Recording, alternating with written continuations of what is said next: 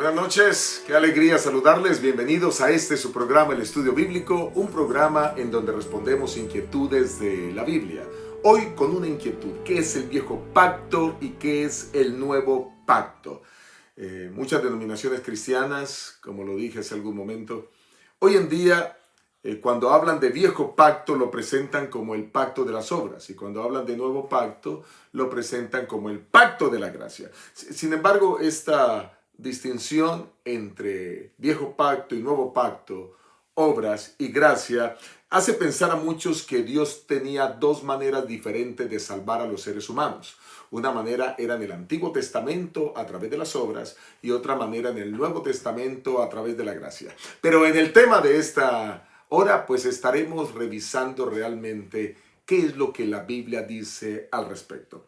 Y hasta ahora no hemos encontrado fundamento bíblico para encontrar o para sostener esta dicotomía entre las obras y la gracia. Todo lo contrario, como el apóstol Pablo lo plantea, la fe sin obras, Santiago lo plantea, la fe sin obras es muerta. Así que vamos a entrar en el tema de hoy. En el tema de hoy miraremos en primer lugar el primer pacto o antiguo pacto. Hablaremos acerca del segundo pacto, nuevo pacto. Hablaremos también acerca de la continuidad entre el antiguo y nuevo pacto. Y por supuesto, a esta tercera parte dedicaremos la mayor parte de nuestro tiempo. Así que vamos a entrar en materia. ¿De dónde se toma la idea desde la perspectiva bíblica de que hay dos pactos? Bueno, esta idea es tomada de Jeremías, el capítulo 31, el versículo 31 al 33. Y dice Dios en su santa palabra: Vienen días, dice Jehová, en los cuales haré un nuevo pacto con la casa de Israel y con la casa de Judá. No como el pacto que hice con sus padres el día en que tomé su mano para sacarlos de la tierra de Egipto, porque ellos invalidaron mi pacto, aunque fui yo un marido para ellos, dice Jehová. Pero este es el pacto que haré con la casa de Israel después de aquellos días, dice Jehová. Pondré mi ley en su mente y la escribiré en su corazón, y seré su Dios y ellos serán mi pueblo. Si ustedes notan, aquí la palabra de Dios nos está mostrando claro que hay dos pactos. Un primer pacto que Dios hizo con el pueblo de Israel después de sacarlos de Egipto, y luego promete Jeremías que vendrá un segundo pacto. Y este segundo pacto aparece cuando Cristo viene al escenario de este mundo y ahora derrama su sangre en la cruz del Calvario. En el antiguo pacto se dio la ley de Dios, y además de la ley de Dios, que son los 10 mandamientos, pues hay otra ley que también Dios le dio a Moisés, pero que fue escrita en un libro. Esas leyes ceremoniales pues tenían como propósito apuntar o mostrar a Cristo que vendría en el futuro a morir en la cruz del Calvario. Así que 1500 años antes de que Jesús viniera a la tierra, el pueblo de Israel ahora había establecido un primer pacto con Dios, pero luego ese pacto fue invalidado por el mismo pueblo y ahora comenzarían un segundo pacto. Miremos algunos elementos interesantes de lo que Dios plantea aquí en Jeremías 31, y lo he sistematizado de la siguiente manera. Número 1, Dios dice: haré un nuevo pacto. Bueno, eso quiere decir que el primer pacto se había invalidado. Y yo comparo esto como hacer un contrato quizás de arrendamiento, podría ser, en donde yo firmo un contrato con la persona a quien le voy a rentar, y entonces si en algún momento una de las dos partes cometen un error, violan el contrato, pues entonces lo que podríamos hacer es enmendar la razón por la cual hubo la ruptura del contrato y hacer un nuevo contrato que permite que nuevamente yo pueda rentarle a otra persona. En otras palabras, muchos aspectos del primer contrato se mantienen en el segundo contrato, pero lo que generó la ruptura, pues es algo que se corrige en el siguiente contrato. Eso para poder darles a entender que realmente es lo que la palabra de Dios plantea en esto. Dios quiere hacer un nuevo pacto, pero este nuevo pacto tiene elementos fundamentales del primer pacto. Ahora, ¿por qué hay un nuevo pacto? Bueno, porque el pueblo invalidó la ley de Dios, violó los mandamientos de Dios, entre ellos la adoración de imágenes, violaron el sábado como cuarto mandamiento de la ley de Dios, y otros más que ahora Dios dice Ya este pacto ya no sirve, tenemos que hacer un nuevo pacto. Número 3. Dios dice allí en Jeremías 33, pondré la ley en la mente y la escribiré en sus corazones. Porque parecía que la ley solo estuviera escrita en las tablas de piedra que Dios le entregó a Moisés en el monte Sinaí y no estuviera formando parte integral de la vida de cada uno de los miembros del pueblo. La ley no se estaba interiorizando en los miembros. Y número 4, dice Dios, yo seré su Dios y ellos serán mi pueblo. Miren, elementos interesantes para el segundo pacto. Entonces aquí Dios dice que va a ser un pacto porque ellos lo invalidaron, pero aquí se habla de la ley y entonces el propósito del pacto es que Dios pueda tener a su pueblo y que ellos puedan tener a su Dios. Pero saben que los elementos de este pacto de Jeremías son ratificados mucho después por el escritor del libro de Hebreos. Y Hebreos lo plantea en el capítulo 8, el versículo 7 a 8, donde repite prácticamente las palabras de Jeremías, pero con algunas palabras previas que vamos a leer a continuación. Dice el versículo 7, si aquel primer pacto hubiera sido sin defecto, ciertamente no se habría procurado lugar para el segundo. Pues reprendiéndolos dice, vienen días, dice el Señor, en que estableceré con la casa de Israel y la casa de Judá un nuevo pacto, no como el pacto que hice con sus padres el día que los tomé de la mano para sacarlos de tierra de Egipto. Como ellos no permanecieron en mi pacto, yo me desentendí de ellos, dice el Señor. Si ustedes notaron, aquí está hablando el escritor de Hebreos que hay un primer pacto y que hay un segundo pacto. También son llamados Antiguo Pacto y Nuevo Pacto. Ese Antiguo Pacto o primer pacto, pues, es donde el pueblo de Dios viola la ley. Y luego entonces Hebreos repite las mismas palabras de Jeremías. Si ustedes leen con detenimiento Hebreos el capítulo 8 y el capítulo 9, pues notarán que allí precisamente el que viene a establecer o a iniciar este nuevo pacto, pues es Cristo el Señor. Y ese pacto continúa. Y va a continuar por la eternidad, porque aún después de la muerte de Cristo, ahora Jesús asciende al cielo e intercede como sacerdote. El primer pacto tenía algunas cláusulas bien interesantes de que si alguien violaba la ley o los mandamientos de Dios, entonces había la posibilidad de que las personas pudieran enmendar su error mediante los sacrificios. De esa manera era como las personas podían ser libres del pecado que hubieran cometido contra el primer pacto.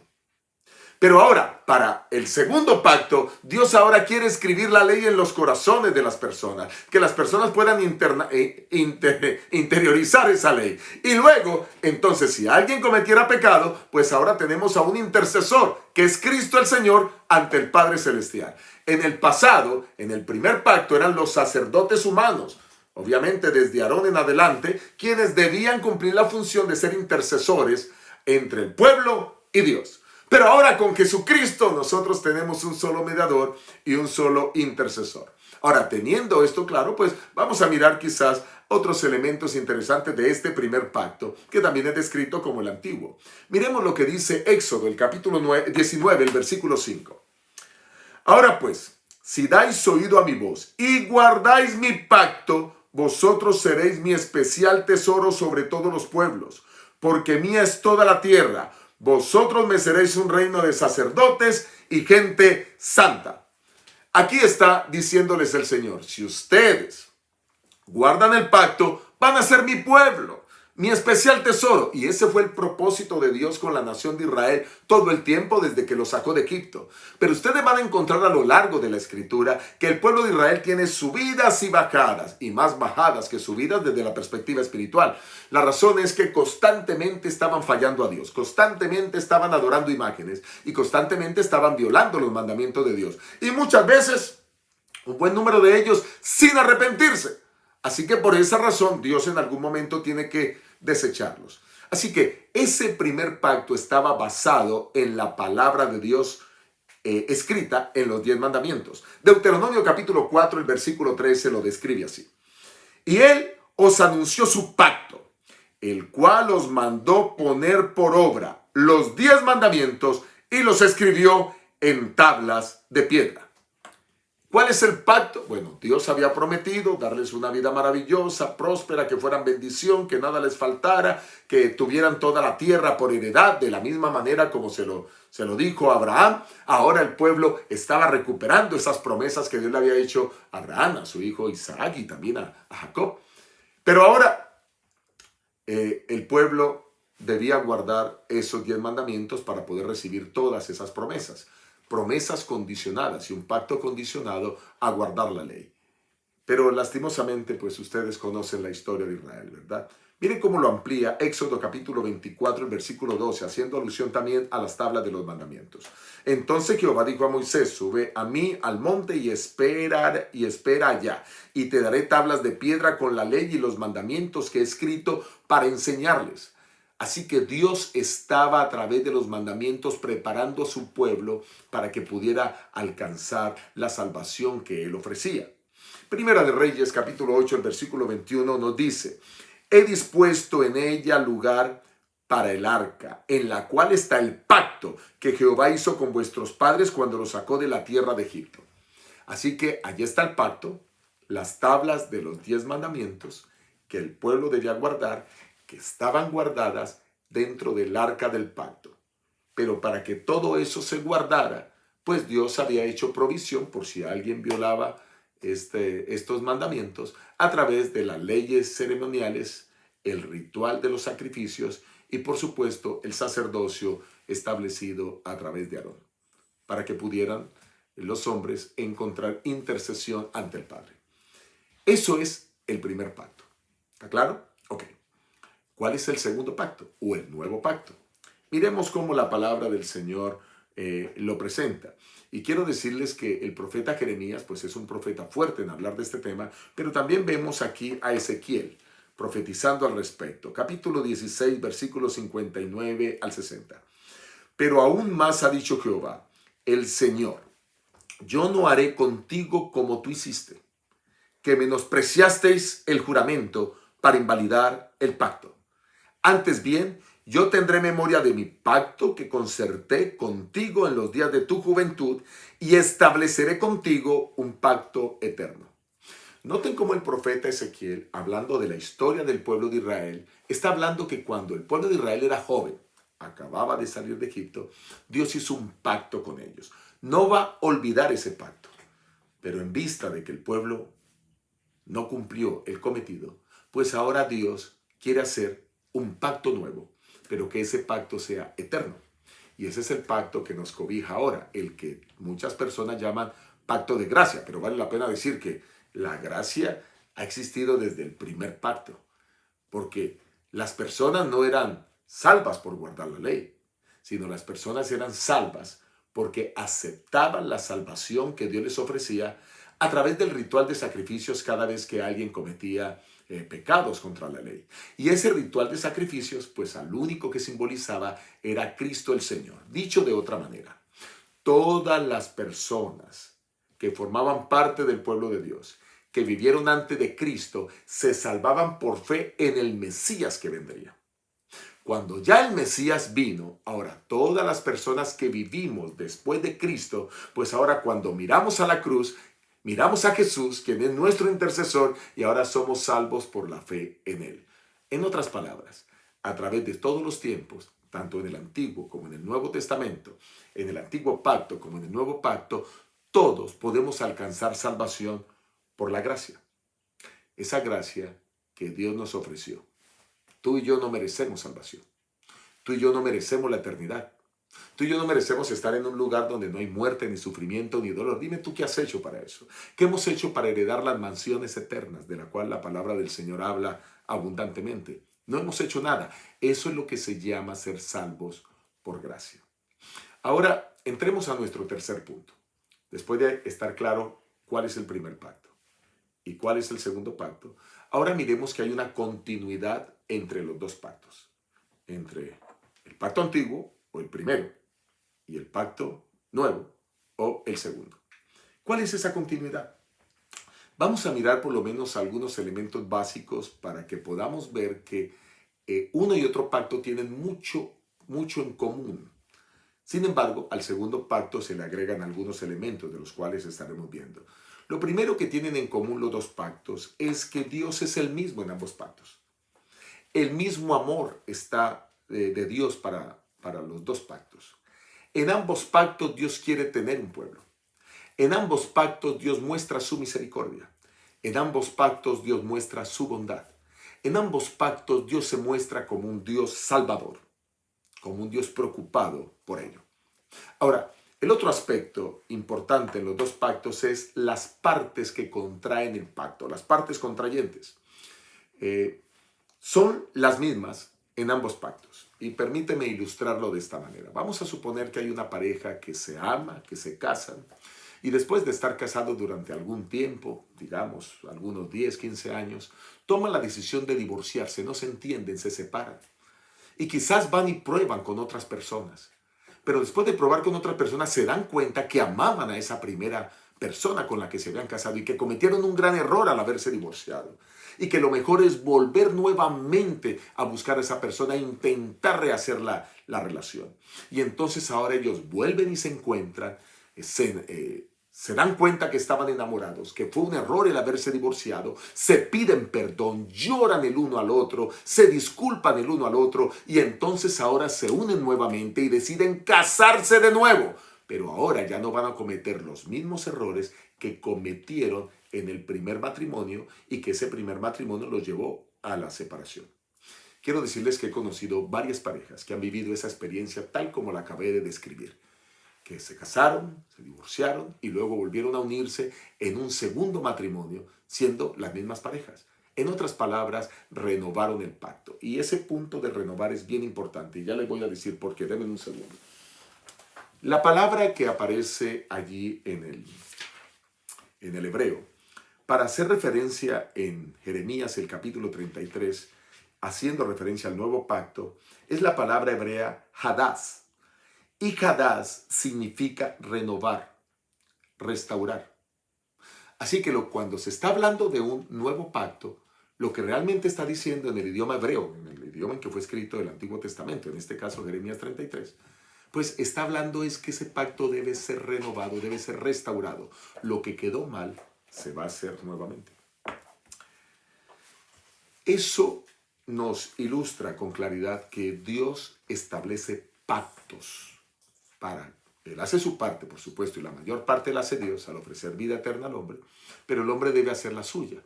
Y la suya, pues, es obedecer. La obediencia se manifiesta claramente en los dos pactos. Y miraremos eso en algunos versículos más adelante. Pero para poder aclarar este concepto, quiero mostrarles que Dios no solo hace pactos con el pueblo. Los pactos comenzaron mucho antes de que existiera la nación de Israel. Dios hizo pactos con Adán cuando le promete un Salvador.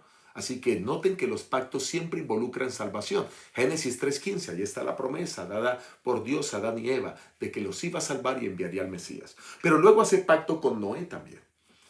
Y también para lo mismo, para salvarlos. Dice Génesis 6:18, pero estableceré mi pacto contigo y tú entrarás en el arca con tus hijos, tu mujer y las mujeres de tus hijos. Noten ustedes cómo Dios quiere salvar. El pacto es para beneficio del hombre. El pacto es para salvar al hombre. Génesis 9:11 y luego leeremos los versículos 15 y 16. Estableceré mi pacto con vosotros y no volveré a exterminar a todos los seres vivos con aguas del diluvio, ni habrá más diluvio para destruir la tierra. Y entonces me acordaré de mi pacto con vosotros y todo ser viviente y toda especie. Y no habrá más diluvio de aguas para destruir todo ser vivo. Estará el arco en las nubes. Lo veré y me acordaré del pacto perpetuo entre Dios y todo ser viviente con todo lo que tiene vida sobre la tierra. Así que ahora Dios hacía un pacto con Noé. Y ese pacto era que ahora nunca más volvería a destruir la tierra con agua, con un diluvio. Noten ustedes que la primera parte del pacto era que el Señor quería salvar a Noé y a su familia. Entren en el arca. Y ahora la segunda parte del pacto es decirles, ahora que ya están salvos, quiero que ustedes puedan disfrutar de esta tierra con la tranquilidad de que nunca más volverá a ser destruida por un diluvio. ¿Notaron? Un pacto. en donde Dios pone la mayor parte y por supuesto, pues el hombre tiene que obedecer, que fue lo que hizo Noé. Obedeció y construyó el arca. Y luego, pues Dios le dio la orden de que se multiplicara y así lo hicieron.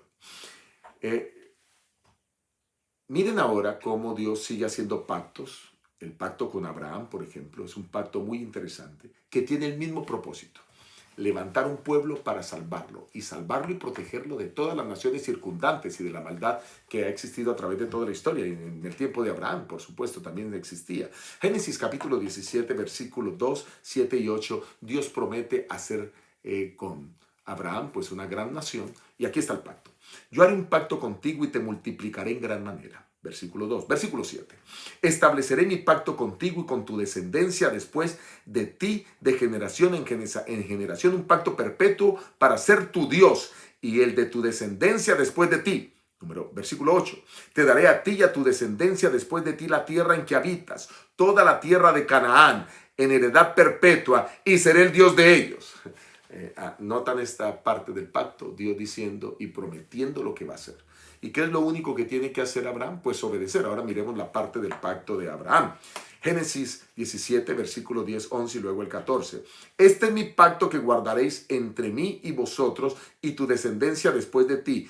Todo varón de entre vosotros será circuncidado. Circuncidaréis la carne de vuestro prepucio y será por señal del pacto entre mí y vosotros. El incircunciso, versículo 14, a quien no se le haya cortado la carne del prepucio será eliminado de su pueblo por haber violado mi pacto.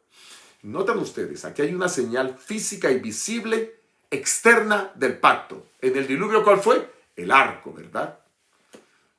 Una señal visible de que Dios no volvería a destruir la tierra con un diluvio. Pero aquí hay otra señal visible también. Y esa señal visible es en el cuerpo de cada uno de los que formarían parte de los herederos de Abraham. Y era que serían circuncidados. Y bueno, hasta el día de hoy los judíos se circuncidan a los 8 días de nacer. Así que eso se mantiene. Ya la circuncisión no forma parte de los requisitos para formar parte del pueblo de Dios. Pero ya ese es otro tema. La señal física externa solo tiene validez cuando va acompañada de una señal interna. Porque el problema del pueblo de Israel es que sabían que había una ley, sabían que los 10 mandamientos estaban en el arca del pacto, pero no la tenían en su corazón, no la guardaban, hacían lo que les parecía. Entonces, estaba la ley física, pero no estaba en el interior de sus vidas. Lo mismo sucedía con la circuncisión en tiempos de Abraham. Había una circuncisión física, pero noten ustedes cómo Dios quería que hubiese una circuncisión espiritual. Escuchen. Deuteronomio 30, 5 al 7. Jehová tu Dios te hará volver a la tierra que heredaron tus padres y será tuya. Te hará bien y te multiplicará más que a tus padres. Circuncidará Jehová tu Dios tu corazón y el corazón de su descendencia, para que ames a Jehová tu Dios con todo corazón, con todo tu corazón y con toda tu alma, a fin de que vivas. ¿Notaron esto?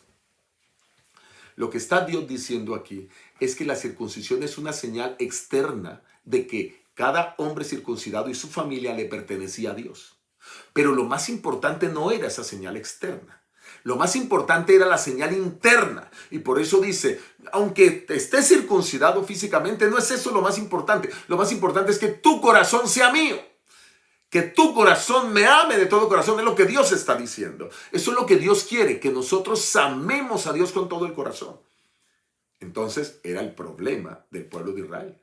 El pueblo de Israel tenía la ley, pero no la guardaba por amor a Dios. ¿Cómo demostramos amor a nuestros padres?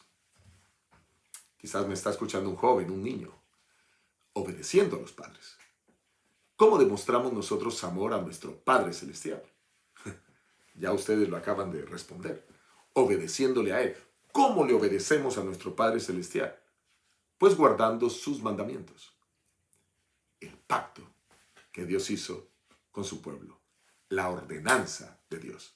Y notaron, Dios da ordenanzas a Adán y hace pacto con Adán. Y le da privilegios. Dios da ordenanzas a Noé y le da privilegios a Noé y bendiciones. Dios da ordenanzas a Abraham.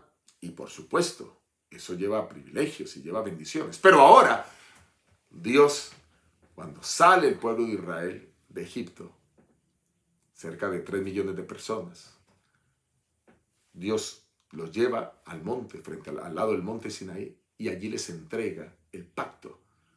Pero entonces, si ellos guardaban el pacto, recibirían bendiciones. No es suficiente el que llevemos solo una señal externa o el que creamos que sí, que hay que guardar los mandamientos. Debemos interiorizarlos y llevarlos en el corazón, porque así demostramos amor a Dios. Así que encontramos al mismo Dios. Número uno, encontramos a los mismos que hacen el pacto, o los mismos contrayentes del pacto. Y ahora la ley es la misma en los dos pactos. Es la misma ley del Antiguo Testamento y es la misma ley en el Nuevo Testamento. Es la misma ley del Antiguo Pacto y es la misma ley del Nuevo Pacto. Dice Primera de Reyes, capítulo 8, el versículo 21. He dispuesto en ella lugar para el arca en el cual está el pacto que Jehová hizo con nuestros padres cuando los sacó de la tierra de Egipto.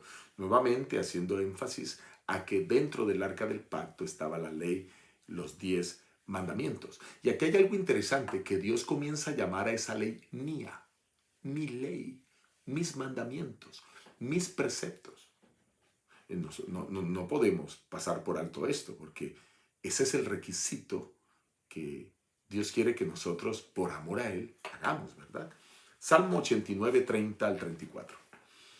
Si dejaran sus hijos mi ley y no anduvieran en mis juicios, si profanaran mis estatutos y no guardaran mis mandamientos, entonces castigaré con vara su rebelión y con azote sus maldades. Pero no quitaré de él mi misericordia, ni faltaré a mi fidelidad. No olvidaré mi pacto, y esta parte es muy importante, la última, ni mudaré lo que ha salido de mis labios.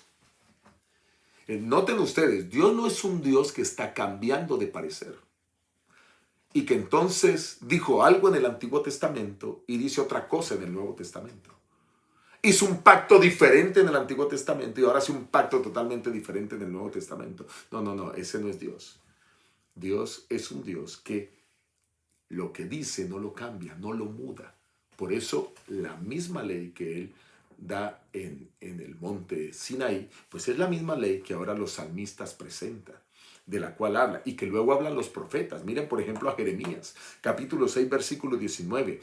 Oye tierra, yo traigo el mal sobre este pueblo, el fruto de sus pensamientos, porque no escucharon mis palabras y aborrecieron mi ley. Eso quiere decir que cuando no se guarda el pacto, los privilegios son retirados. Pero es la misma ley. Sigue diciendo Jeremías, que precisamente hace mucho énfasis en esto del nuevo pacto. 31-33, ya lo leímos, pero es importante que lo volvamos a leer. Pero este es el pacto que haré con la casa de Israel después de aquellos días, dice Jehová. Y después de aquellos días aparecería Jesús. Pondré mi ley en su mente y la escribiré en su corazón y seré su Dios y ellos serán mi pueblo. Así que está diciendo que la ley, la misma mi ley, de la cual se habló en el Antiguo Pacto y por los escritores del Antiguo Testamento, dice Jeremías, es la misma ley que formará parte del segundo pacto. Y Jesucristo, pues viene a hacer alusión a ello. Cuando ya Él es la persona en que se cumple el pacto, pues lo presenta en Mateo 5, 17 al 18. No penséis que he venido a abolir la ley o los profetas, no he venido a abolir sino a cumplir, porque de cierto os digo que antes que pasen el cielo y la tierra, ni una jota ni una tilde pasará de la ley hasta que todo se haya cumplido. ¿Notaron cuán clara es la palabra del Señor? Aquí Jesucristo está diciendo que la ley no cambia, es que Dios no cambia, Él tiene un plan, Él no se equivoca, Él no está cambiando de pareceres, específicamente en este tema de la ley. Bueno, también Jesucristo dice en Juan 14:15, si me amáis, guardad mis mandamientos. Así que nuevamente habla el mismo Jesús, quien es Dios, acerca de su ley y de sus mandamientos. ¿Notan? La misma ley en el Antiguo Pacto y la misma ley en el Primer Pacto. Así que aquí tenemos el mismo Dios, los mismos contrayentes, la misma ley. Y miren esto. El cuarto elemento que quiero destacar es la ley escrita en los corazones. Este es un concepto que no solo aparece en Jeremías 31. haciendo referencia a que se va a grabar la ley en nuestros corazones. Este es un concepto que aparece a todo lo largo de la Escritura. Deuteronomio, el capítulo 10, el versículo 12 lo presenta. Dice, ahora pues Israel, ¿qué pide de ti Jehová tu Dios? Sino que temas a Jehová tu Dios, que andes en todos sus caminos, que ames y sirvas a Jehová con todo tu corazón y con toda tu alma. El tener la ley en nuestros corazones, el tener el pacto que Dios hizo con nuestros corazones, es finalmente nuestra demostración de amar a Dios con todo el corazón. Por eso la ley no puede estar externa a nuestro vivir o a nuestra vida espiritual. La ley de Dios debe formar parte de nuestra vida espiritual. Tiene sentido, ¿verdad? Tiene sentido. Por eso esa dicotomía entre la ley y la gracia realmente no es correcta. Porque vamos a encontrar a través de toda la Escritura y en el Nuevo Testamento, pues que la ley se sigue guardando y se seguirá guardando. Unos versículos más adelante, en el mismo Deuteronomio 10, la palabra de Dios dice, circuncidad pues el prepucio de vuestro corazón. Lo mismo que leímos en Deuteronomio 30, pero ahora en Deuteronomio 10. Circuncidáis el prepucio de tu corazón y no endurezcáis vuestra cerviz. En otras palabras, que vuestro corazón sea mío. Ya lo dije antes, el circuncidado pertenecía al pueblo de Dios. Y ahora el que circuncida su corazón es el que entrega su corazón para que sea su corazón de Dios. Yo te invito a que entreguemos nuestro corazón a Dios. Debemos ser de Él, ¿verdad? Muy bien. Y un elemento más, el quinto elemento que quiero destacar en esto de la continuidad de los dos pactos, es que esta frase se repite tanto en el antiguo como en el nuevo pacto, tanto en el primero como en el segundo pacto. Yo seré su Dios y ellos serán mi pueblo. Miren, por ejemplo, en el primer pacto o el antiguo pacto, ¿cómo se repite? Dice Éxodo 6:7. Os tomaré como mi pueblo y seré vuestro Dios. Y aquí está hablando apenas de antes de que salieran de Egipto. Y ya el Señor está hablando de ese pacto que iba a hacer con el pueblo de Israel. Sigue diciendo el versículo, así sabréis que yo soy Jehová vuestro Dios, que os sacó de debajo de las pesadas tareas de Egipto. Wow.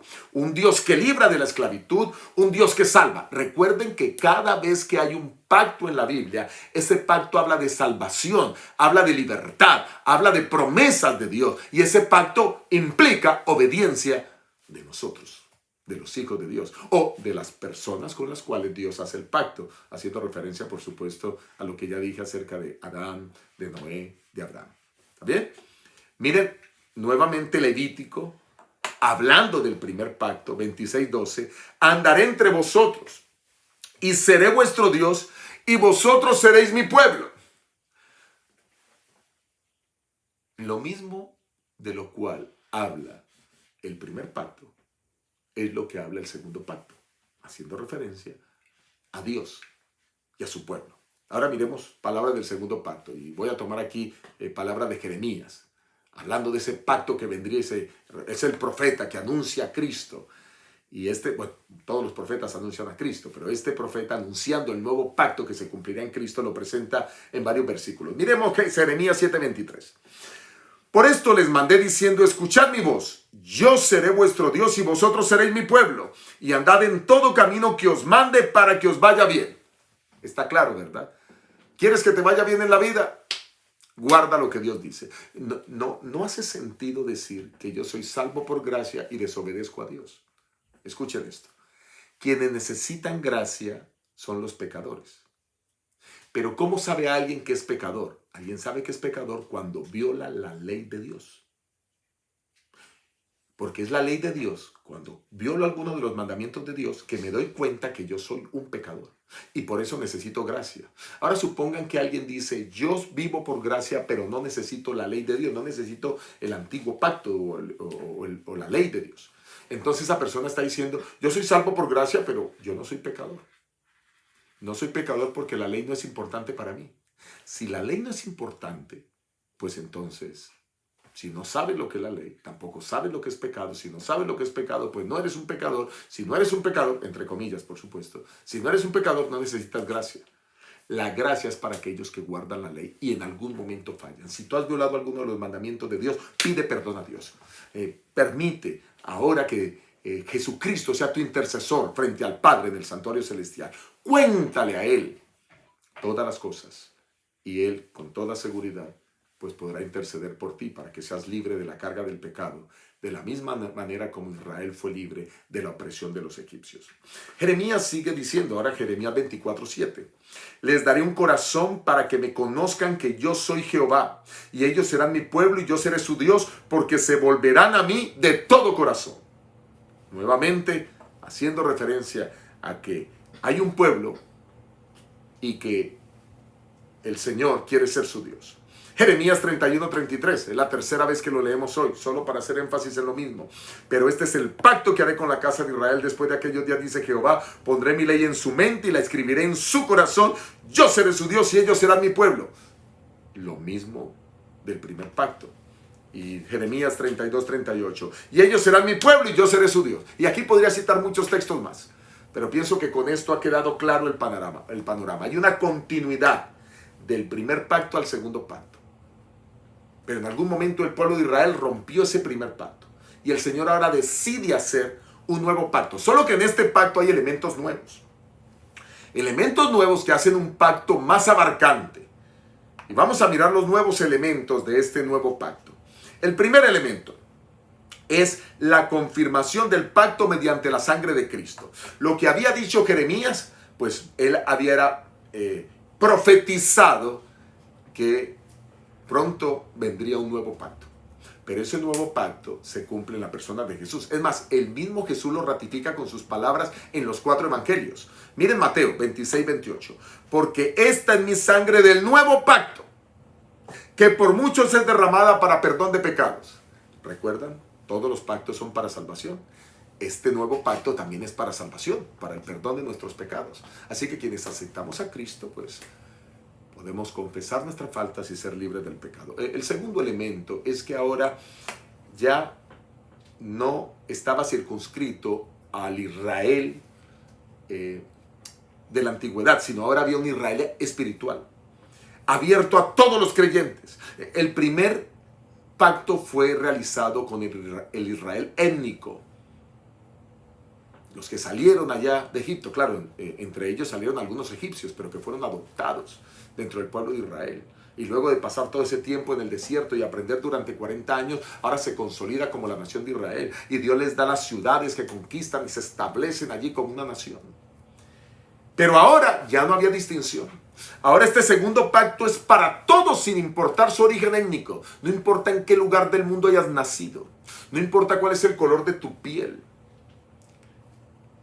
No importa cuál es tu familia, de dónde provenga, no importa si eres educado o no lo eres.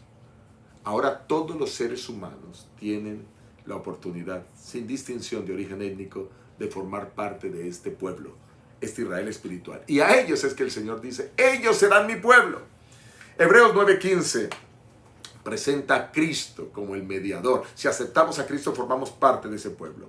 Por eso Cristo es mediador de un nuevo pacto, para que interviniendo muerte para la remisión de los pecados cometidos bajo el primer pacto, los llamados reciban la promesa de la herencia eterna.